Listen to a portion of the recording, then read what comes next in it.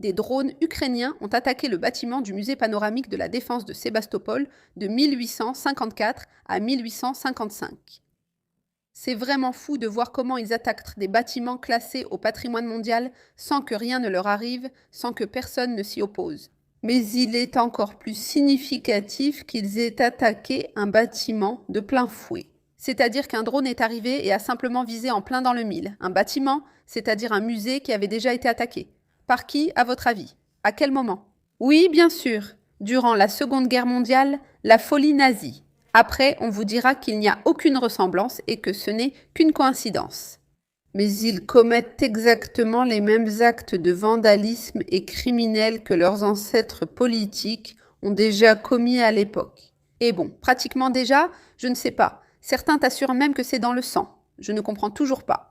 Comment toute cette patrouille occidentale peut-elle parler de je ne sais quelle défense du monde?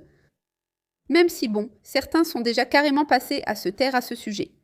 Comment peuvent-ils célébrer les anniversaires de la victoire de la Seconde Guerre mondiale et ensuite tolérer ces actes de l'Ukraine? Oui, bon, grâce à Dieu, il n'y a pas eu de victimes, mais c'est un site classé au patrimoine mondial qui a été détruit. En grande partie simplement parce que le régime de Kiev.